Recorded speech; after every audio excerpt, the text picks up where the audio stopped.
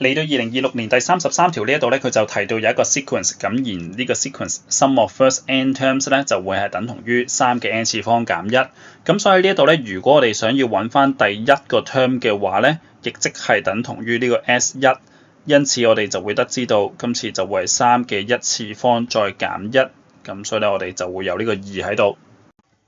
喺之後，如果你想要揾翻第二個 term 嘅話，亦即係 T2咧，就會係等同於 sum of first two term 再減翻呢個 sum of first one term 啦。咁所以我哋會見得到 S2咧就會係3嘅2次方再減1，然之後咧就再減翻呢個2啊。咁所以我哋9減1再減2嘅話咧，就會得知道第二個 term 就會係等同於6。咁我哋第一句咧佢就話第二個 term 係8啊嘛。咁所以咧，其實就會係錯㗎。咁既然第一句係錯嘅話，咁因此我哋就會得知道呢一條答案咧，就自然會等同於 C 啊。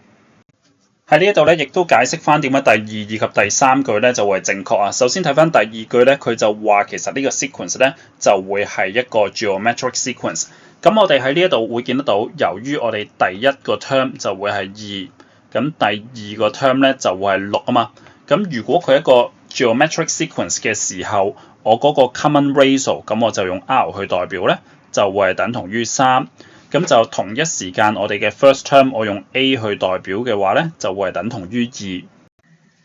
因此咧，我哋就可以寫得到而家呢個 sum of first n terms 咧，就會係用翻公式，今次咧就會係 A 再乘翻呢個 R 嘅 n 減1。